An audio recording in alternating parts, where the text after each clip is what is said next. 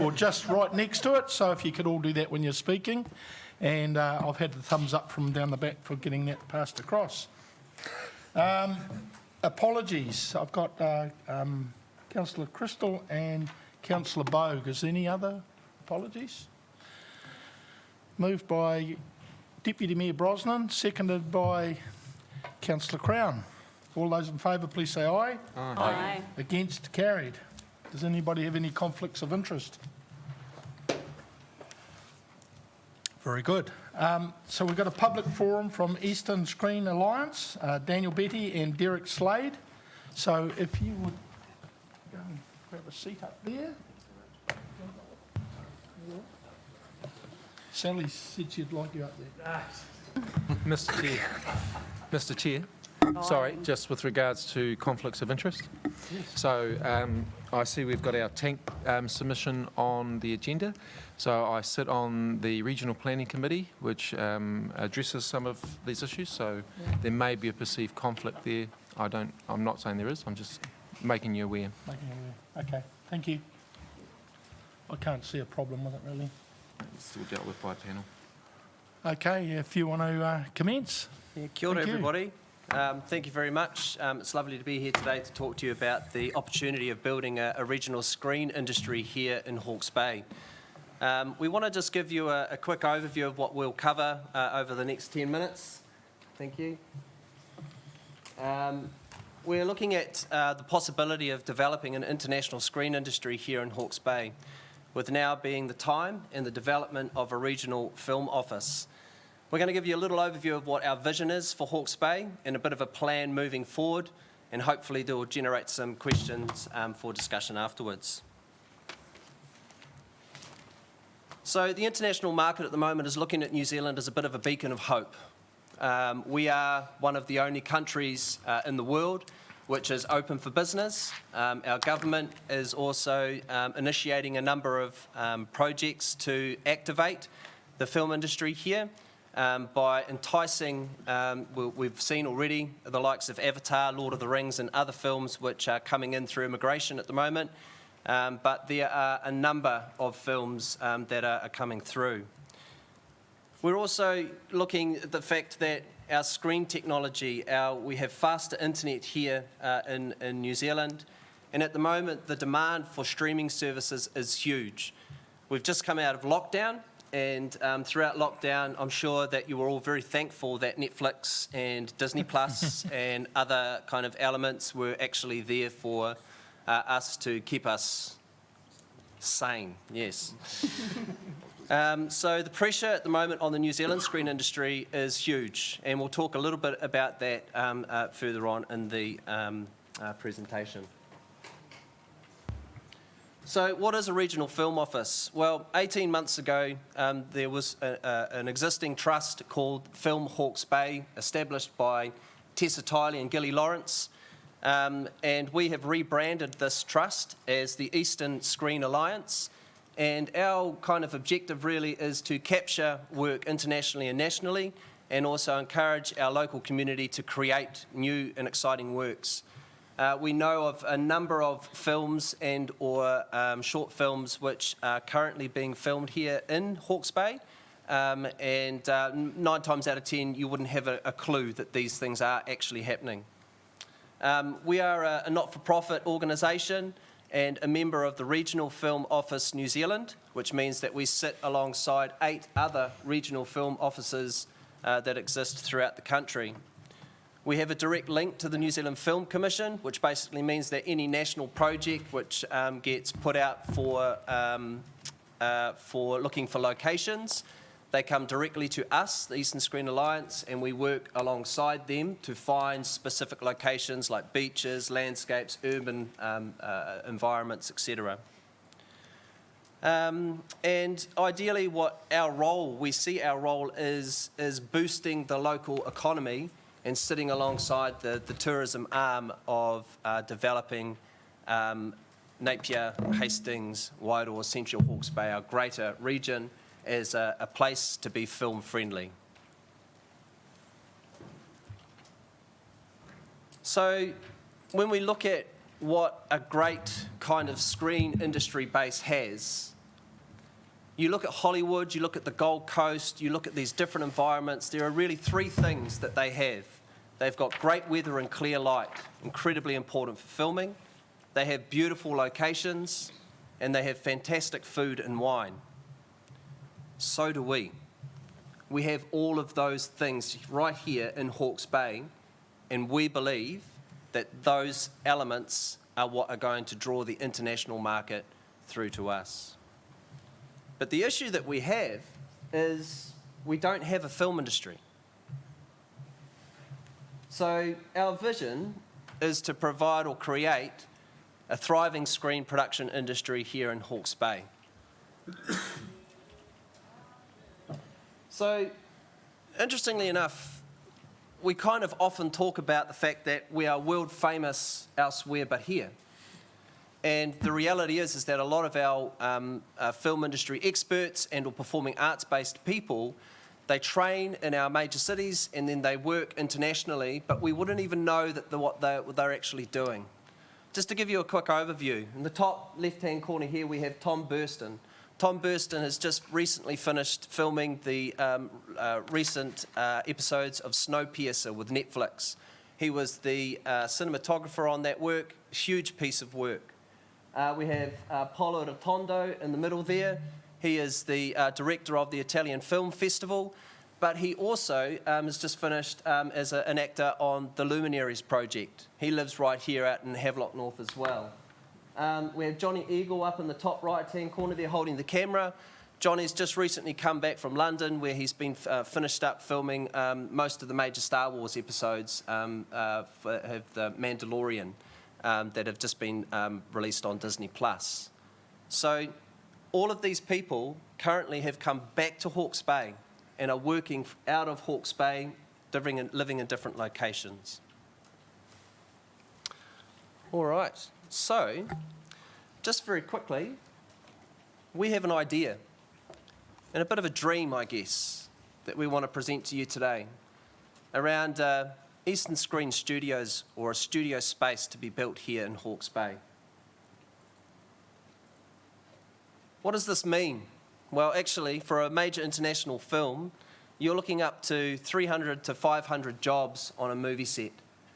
It's a great way of boosting our job opportunities and also creating industry-specific jobs, working with our partners, Ministry of Education and also MSD, to find and place people into employment. There's also the possibility, we've been in conversation a lot with EIT over the last few months, and we are looking at developing programs and supporting their existing programs for education and training within the film industry.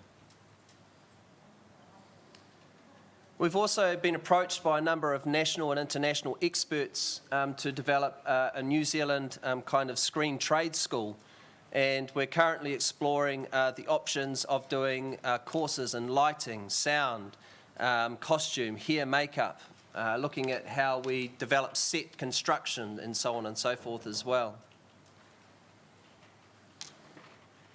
The other big part of this is that we believe that by providing or creating a studio space here in Hawke's Bay, the people that are going to benefit directly from this are our local suppliers. As an example, Lord of the Rings set have created a fantastic relationship with their current Mitre 10 Mega just down the road. They don't go in and order, 10 sheets of plywood to build a set with. They order 1,000 sheets of plywood. So automatically our local suppliers are going to benefit directly from having the studio space here. Also our accommodation. This is one issue that we face with this, is that do we have enough accommodation for the people that will be coming through? It's a question that we're exploring a lot and would love to talk more about with council. But ideally, we are partnering with a number of local accommodation providers so that the film industry can get a bit of a cheaper rate for longer term stays. Also, obviously, a lot of the film industry people that come here, they like to play hard as well. And it's a matter of allowing them to have spaces and places to do this, and what better location than we have here in Napier and in Hastings for them to enjoy themselves with. Recently we had Benedict Cumberbatch here. Did we all know that? Yeah, Power of the Dog was something that he was filming here with Jane Campion. And Benedict,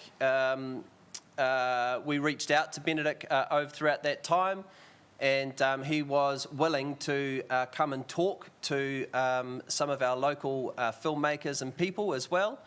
And we see this as an opportunity that when these films are being filmed here, that we would be able to create movie launches and have other types of events as well.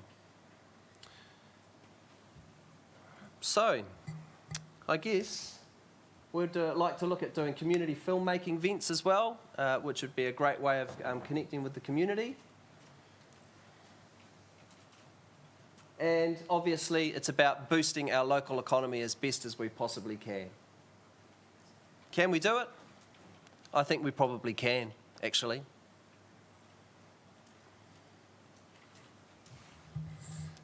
Good morning. We have been approached by a local company, and that company is actually myself. I wear two hats on this little process. I'm a trustee of the Eastern Screen, and I also work with my brother-in-law, and we own a company in Auckland called Grip HQ. So we're the largest film equipment supplier in Australasia, and we're in the lucky position of being able to supply many of these films with the equipment that they need. One of the issues that we have is that if you can't find somewhere to film, particularly a studio, we'll be in a position where they don't come here and film, we can't rent our equipment. We have big issues in New Zealand with studios and lack of studio space, and the biggest issue is it's not in anybody's district or regional plans with regards to a permitted activity. So that's where we trip up in every single zone or region that we go to. We have, we think, found a way through in the Hastings District Plan, and we would putting together a proposal at the moment to build some studios in Hawke's Bay. But with that, we need not just Hastings District, we need Napier Central and Wairoa as well to help us in that process. So we are very excited because we feel that we can generate and build an industry here, and the facility that we're looking at building is potentially we're the largest in the Southern Hemisphere, and we have a queue of people from the States that want to come here as soon as we can publicly talk about it. So the idea here really today is to tell you this is what's going on in the background. We need everybody's help. Everyone needs to plan this together, and I think it's very, very exciting. Thank you. Thank you. Do we have any questions, please? Mia. Thank you. Through the chair. Look, this is an incredible opportunity, I think, here for us, Hawke's Bay, and thank you for coming to present to us today. What support are you looking for from Napier City Council? So the support that we really need is that to develop the studios, we need to have a regional film office based here in the area to work alongside the studios. And basically what that is it means that we have an organisation which the national and international market will come to, and then we will work alongside the studios so that they, for consent processes, for the development of partnerships and relationships.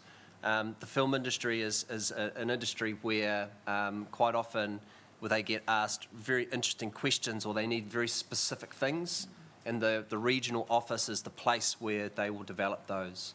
So today, really what we're asking is for the council to buy into the fact of the importance of the regional film office, and also in the near future, we're looking at presenting a business case to give you an idea of how much we think, funding-wise, it would be to enable that. Okay. And sorry, follow-up question. Are you also talking to the Hawke's Bay Regional Council? Because they actually collect one of our major economic development levies, so I think it would be very valuable to pull them into the conversation as well. Yes. Yeah. Yeah. Thank Great. you. Deputy Mayor Brosnan. Hi, thanks, guys. Just a really quick question. You mentioned when you were speaking around one of your biggest hurdles being that the building of studio space is not a permitted activity. So are you, I suppose, stepping into that planning space around our district plan and looking to make submissions around the way that the activity classifications work for your particular building? Yes.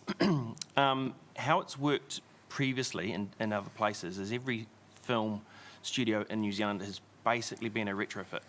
So one of the issues they have as a permitted activity is the visual amenity aspect of it. To build from the ground up, it's essentially a ginormous cool store. So if you have a building, you could retrofit it, you can make it silent. The building already exists, people understand that, it's the activity inside. The moment you try and build something from the ground up and you're going to put these large buildings in place, that's where the issue comes. So the Environment Court recently had a case, and it came out called the Tony decision, which is a Chinese-based consortium in Auckland that wanted to build some studios, a hotel and a theme park in South Auckland. Auckland has really struggled with finding somewhere for a film studio to go. The Accommodation and Auckland Film Studios, neither of them comply, and they're in serious hot water with it. They don't know what to do. So the Tony decision came out because they were forced to be told, where does a film studio sit? And they made the decision that film studios was an industrial activity, which for us doesn't work. I mean, we want to be quiet, we don't want to be in industrial space, but industrial spaces are where large buildings are located.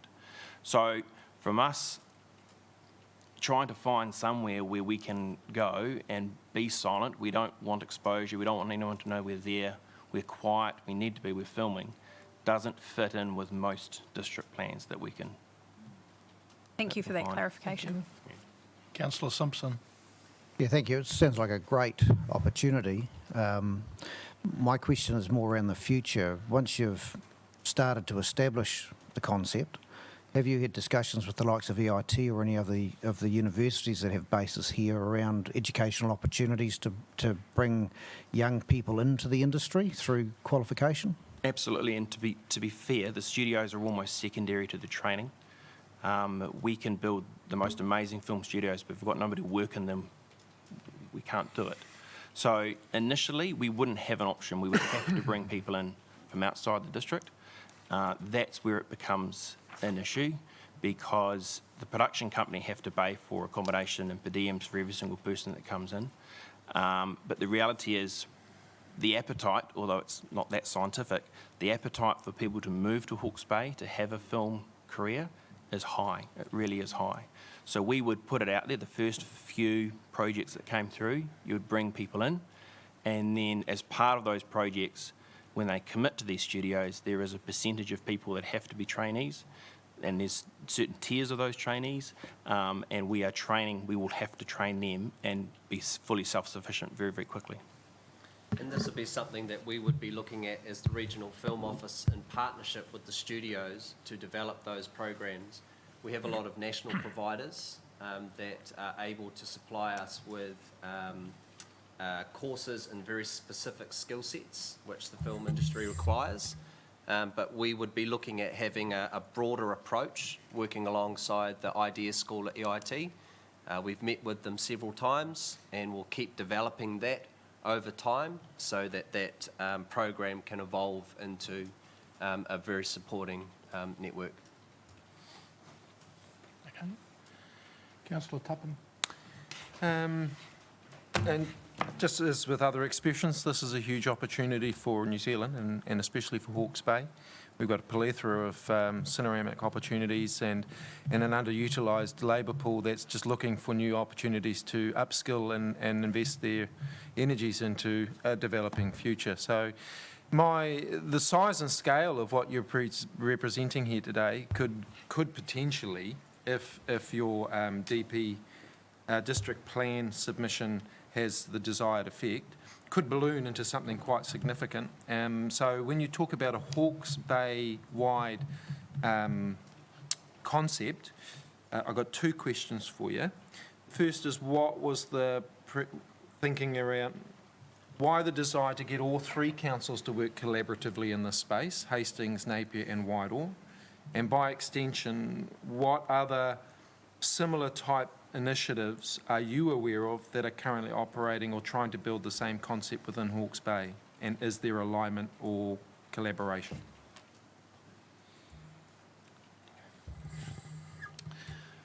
The reason why we need a collaborative approach, to answer the first question, is most internationals will come to New Zealand not to film in a studio. Nobody goes really anywhere to film in a studio because a studio is a studio. It doesn't really matter. You come to New Zealand for the vista and for the outdoors. Why you do need a studio is that they always need a place to run to when the weather packs in. So to have that many crew, 300, 400, 500,000, 2,000 people on a set, and if they all stand around waiting for the weather to clear, it's very expensive. So they need somewhere to go. So yes, we'll potentially bring some big projects to Hawke's Bay, but the studio side of it is not that major. It's getting out. And it's the getting out that's the thing. So what would normally happen is an international would contact the Film Commission. We're interested in coming to New Zealand. We need these 30 vistas. They go to all the regional film offices, and we're the last ones to the table, but we are now one of them. And then everybody fights with one another to try and provide the best place.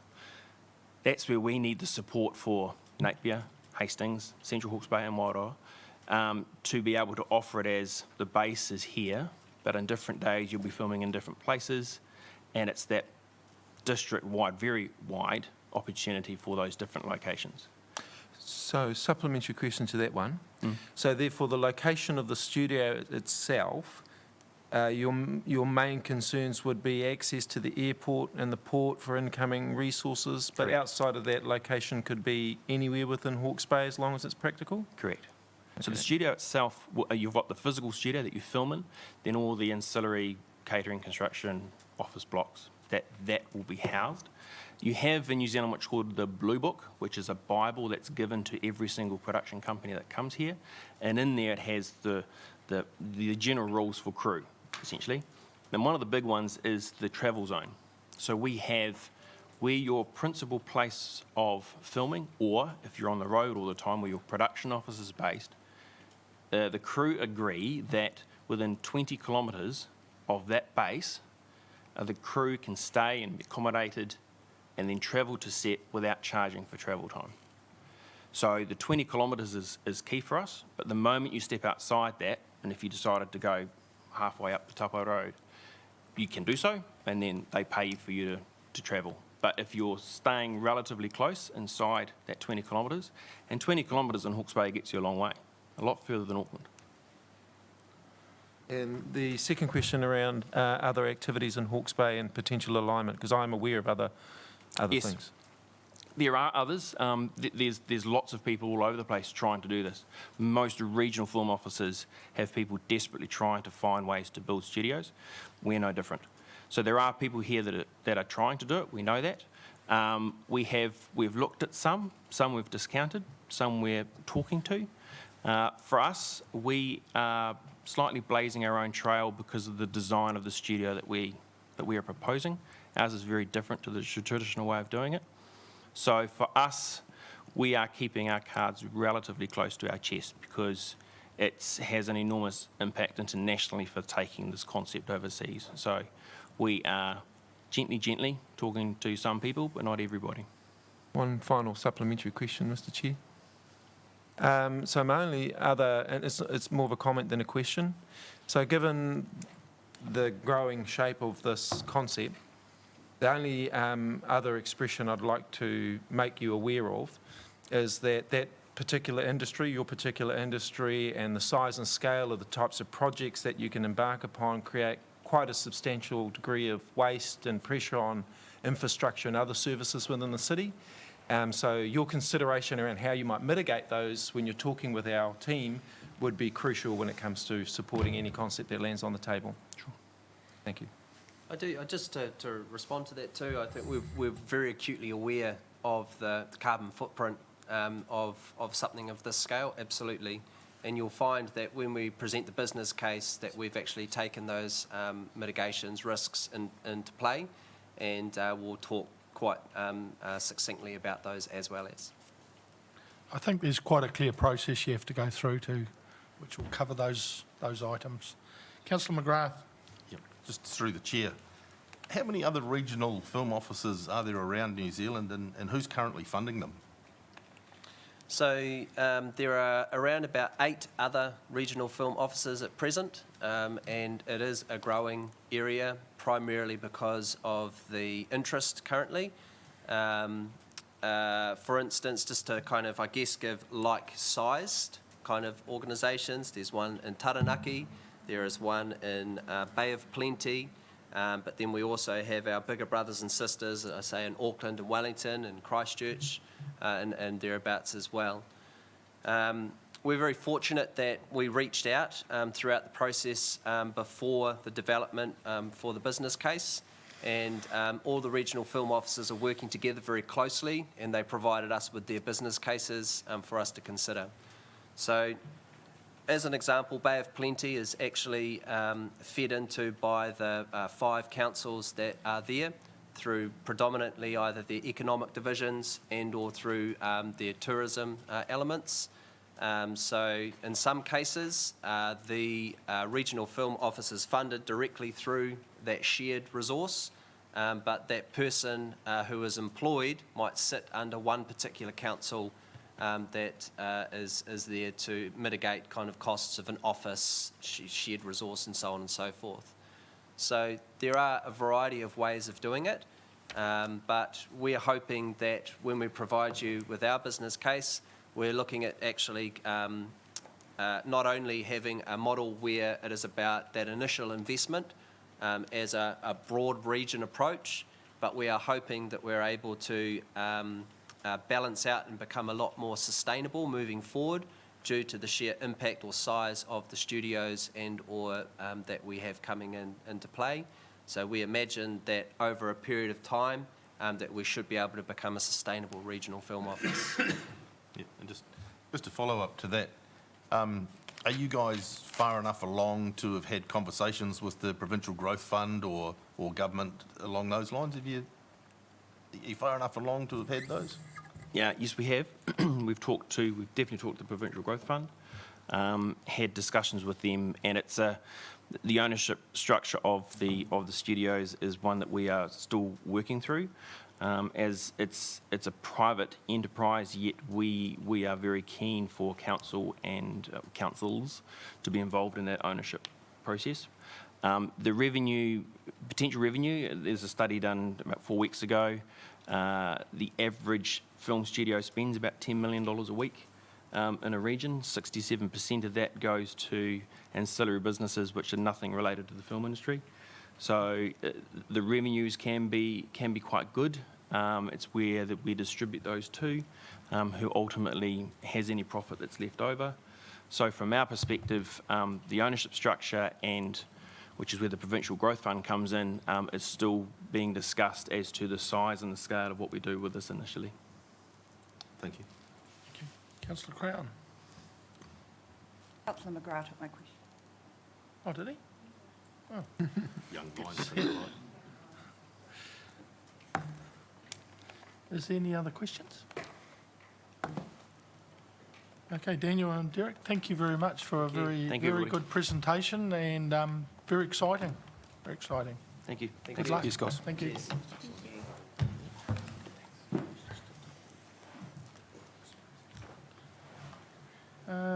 Is there announcements by the Mayor? Just an update which came through yesterday, and for anyone who may not have heard it, Hawke's Bay Tourism have been in receipt of $700,000 funding from one of the tourism central government fund pool that was announced some time ago. So they're about to launch into another round of campaigning to continue to pull some of that domestic tourism market through to us. So watch this space. There's going to be some more promotions coming out around that. Thank you. I don't have any announcements, but is there any notifications of minor matters?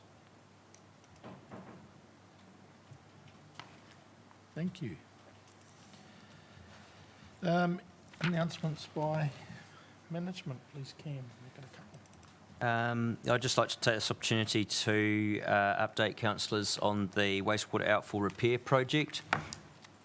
So Budget has been allocated and is available for that project. Project team and resources have been convened. We're meeting weekly at the moment to keep the fire going on that one. Detailed procurement plan has been completed and approved, and contract negotiation is underway.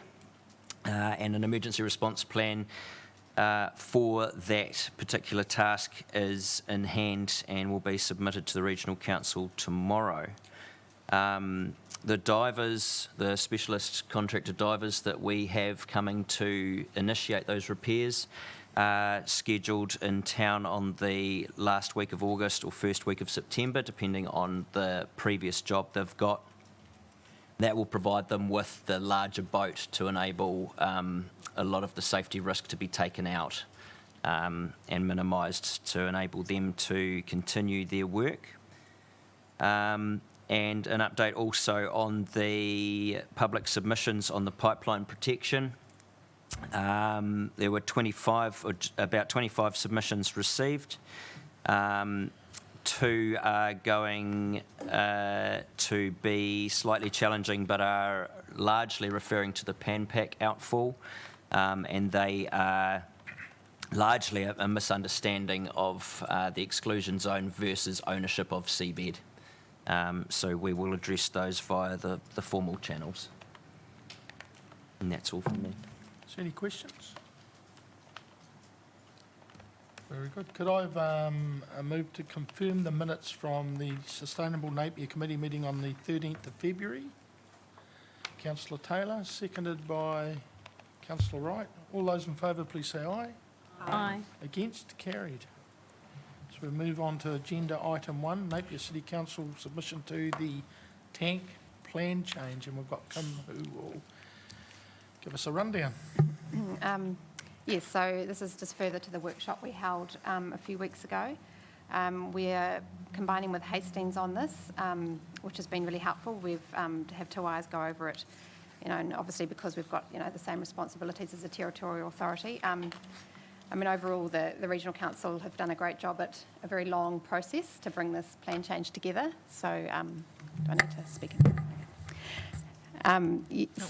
That's overall, I think we will be supporting them in that, but just looking out for what we need to ensure we're able to, one, supply water to our growing communities, and also there's an interesting part to the tank plan change around stream depletion, and we're just a little bit uncomfortable as that hasn't quite been worked out to the degree that we're willing to support it in its current form. So just some questions around that. So the Appendix C I did put in the report.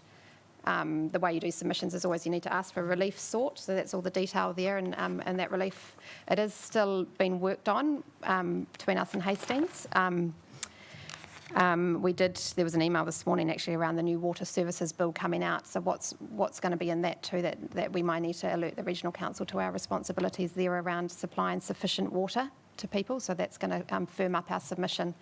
Basically what I'm asking in this report is that that's supported, the main points have been highlighted here as to what we're going to be submitting on, and the submission will be sent to you prior to its due date on August the 14th. Yeah, so the same process, Hastings has been going through the same process with us, and it's been quite good to share our ability to put a joint submission in, which always goes a bit further, I think. So that's, any questions? So just to cover, has been dealt with by Hastings, or? Yes. We're going to put 2 separate submissions in, but the Appendix C we're going to share is the same, which is the relief sought. Okay. So they've done the same process, put a report to council with that Appendix C on it. But again, it's just the gist of the submission is what we're asking for support for. The finer details will be worked out prior to putting the submission in. Thank you. Is there any questions? Deputy Mayor. Thank you. I wonder, one of the things we spoke about at the workshop was, I suppose, that ambiguity in the Three Waters regulator space and how the future security of water, which is a big concern, obviously, for councils. what we spoke about at the workshop was that security of potable water and the ambiguity around the regulator, the Three Waters regulator that's coming in. So I just wonder, and I know you've provided me some comment on this as well, if you could maybe expand or just summarise where you got to in terms of that protection of domestic supply, water availability in the submission? That's the part in the plan that we were looking at was when a certain amount of water is permitted, isn't it, to take up to it's going to be, currently it's 20 cubic metres is going to be taken down to 5, so that's a permitted activity in rural areas. And I think your question was around what I've had to liaise closely with Santha on this because this is his area, but the water bill is going to make sure everyone becomes a registered drinking water supplier if they're servicing 2 or more properties. I think that onus is not on council to be part of that. They might come to us for advice into how to set up that to become a drinking water supplier, but I don't think we're having to take over those supplies at this point. So you're confident in the submission that it's protecting, I suppose, our current levels of security for potable supply to the city? Yes, I don't think it's been raised as an issue in this plan change. Thank you. Have any other questions? Councillor Tappenden. Kia ora, Kim. Could you elaborate on number 12 for me, please, which is about permitted activity for minor surface water takes? How I read that, and my apologies for I wasn't at the workshop, so I might be catching up a little bit on information you've already provided to council. But that would seem, are there any risks or concerns associated with that recommendation? As I read that, I saw some similarities between Havelock North and the lead up to that event and the way that the maintenance was performed on that infrastructure, and wondering, does number 12 actually imply the same thing? Are we setting ourselves up for a rod for our back?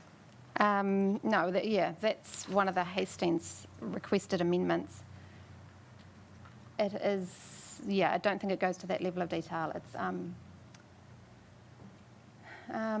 going to have to get back to you on that one, actually. Thank you. Just wanted to check, because I might be my interpretation and I might be way off base. Yeah. But as I read that, to avoid or to put into question maintenance of any bores seems to highlight the conditions that led to Havelock North. So I don't think it does have that meaning. But Can I come back to you on that? yeah, of course you can. Thank you. Thank you. Okay, do we have any other questions? Okay, do I have a mover for the officer's recommendation to authorise council officers to lodge a submission that addresses the key points of submission at section 1.3 below? Let's see if 1.3. Moved by Councillor Taylor, seconded by Councillor Crown. Would you like to speak on this, Councillor Taylor?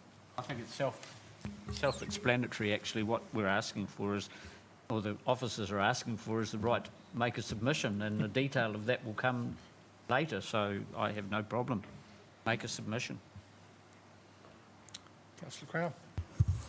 Tautoko, Councillor Taylor's whakaaro on this, but also just want to, state that it's wonderful to see that we've moved to a submission stage of the process, as it has been very long and a hell of a lot of hard work has gone into it by not only our team but Hastings also and Regional Council. So to have 30 groups all come together to work on something like this is pretty significant. So great to see it get to this point.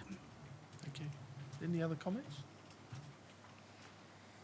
So I'll move the motion. All those in favour, please say aye. Aye. Against? Carried. Could I have a mover to adjourn this meeting, please? Mayor Wise, seconded by Councillor Brown.